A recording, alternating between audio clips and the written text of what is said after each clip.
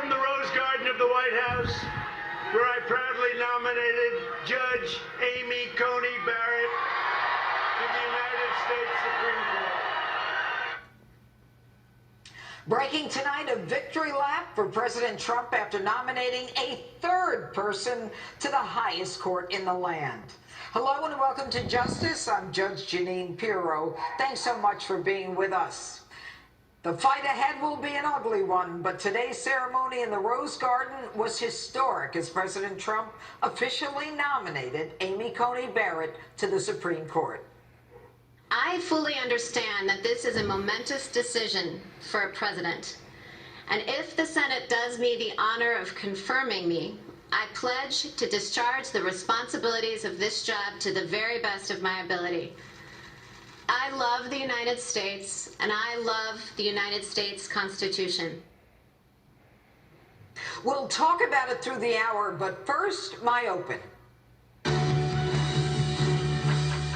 We are in the fight of our lives. It is a fight between good and evil, truth and lies, freedom and anarchy, law and order, and the future of the greatest experiment in democracy, the United States.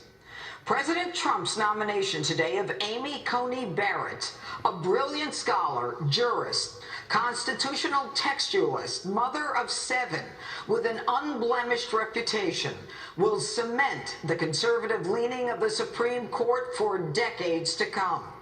This alone will put the left over the edge. Judge Barrett's upcoming Senate confirmation hearing will make now Justice Brett Kavanaugh's horrific hearing looks like child's play.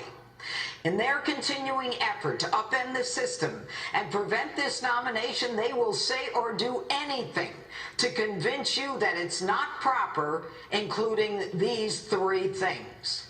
1, the president has no right to do this now. That's a lie.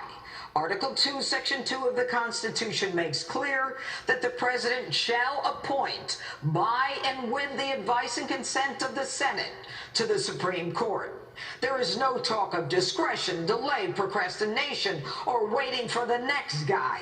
It is required. The word is shall, not may, not can. He shall. Ruth Bader Ginsburg herself said the president does not cease to be the president at any time during his 4 years.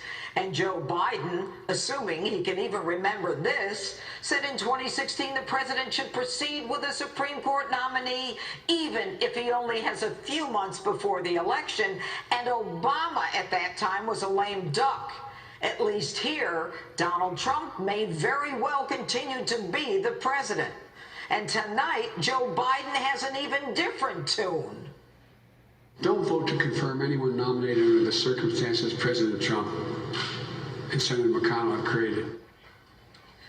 2, the people must determine by way of the next presidential election who the next Supreme Court candidate should be. That's not only a lie, it's stupid. We have a president. He appoints, not the people. And many who voted said they voted for President Trump because he would select conservative justices. And he did what he said he would do. So now deal with it. Elections have consequences, remember? And 3, Nancy Pelosi says appointing a Supreme Court nominee at this time is an abuse of power, and she now threatens impeachment. Now, you already know that Article 2, Section 2 says she's wrong, but the Constitution has never stopped Nancy before, and she's threatened that she has even other arrows in her quiver. Folks, this is nothing but a grab for raw political power. And then AOC comes out to say, we are playing with fire. Really? What kind of fire? As in burning down more buildings? As if maybe like trying to burn down another courthouse with police locked in the building like Portland? But that's nothing. The attack on Judge Barrett's Catholic religion will be vicious and unrelenting. Let's be clear. The left is about abortion. First term, second term, third term, and others. Abortion even after birth, which I call infanticide. Now, in order to stop Judge Barrett, to protect abortion, they will go after her religion and the fact that she belongs to a group within the Catholic Church called People of Praise. They will try to convince you that her religion disqualifies her. A primer, I refer you to Article 6 of the Constitution. Religion is never a disqualification from holding public office.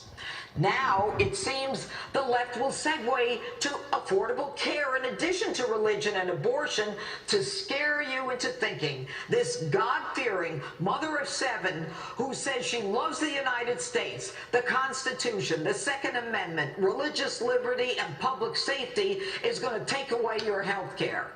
They're trying to scare you on 2 fronts, so it doesn't seem it's all about religion.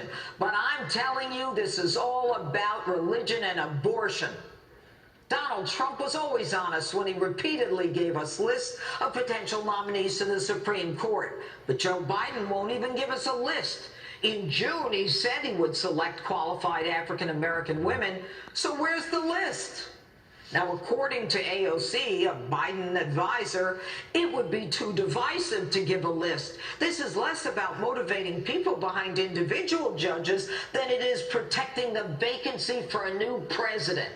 Translation: it would be too divisive for the left to admit and identify their nominees because the moderate Dems would never accept the leftists that AOC and Kamala Harris intend to choose.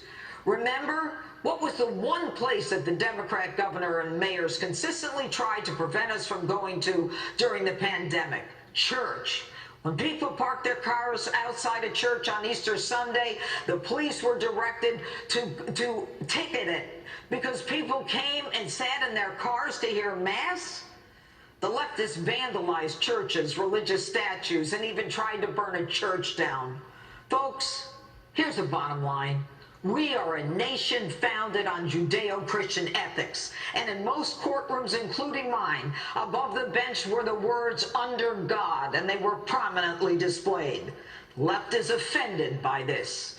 This is an all-out war, and like a war from centuries ago, there is a Trojan horse among us. Joe Biden is that Trojan horse. He won't talk most days after 10 a.m. and most days in general. He won't take questions, and when he does, it appears that he's reading from a teleprompter, especially when he blurts out, "Move it up." Last week, Kamala Harris talked about the Harris administration with Joe Biden as president. And the next day, Joe read on his teleprompter, the Harris administration. Kamala never said, "I misspoke," and neither did he. Sometimes, when people tell you who they are, you need to believe them.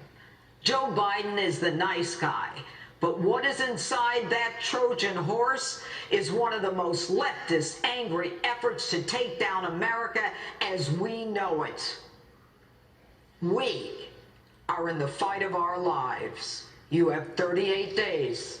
The choice between a man with uncommon stamina, energy, and perseverance to fight the dark forces that seek to tear down mankind's greatest experiment in freedom, or the Trojan horse that includes the America that you have witnessed for the last several months without respect for law and order, without respect for the Constitution, the First and Second Amendment, and indeed without respect for freedom of religion. And that's my open. Let me know what you think on my Facebook and Twitter, #JudgeJeanine. And if you like my opens, you'll love my new book, Don't Lie to Me. It's now available to buy in stores all over. You can go to Amazon or you can go to judgejeanine.store to buy it. I think you'll like it. Here with reaction to the president's nomination of Judge Amy Coney Barrett to the Supreme Court. And what's next? Senator Lindsey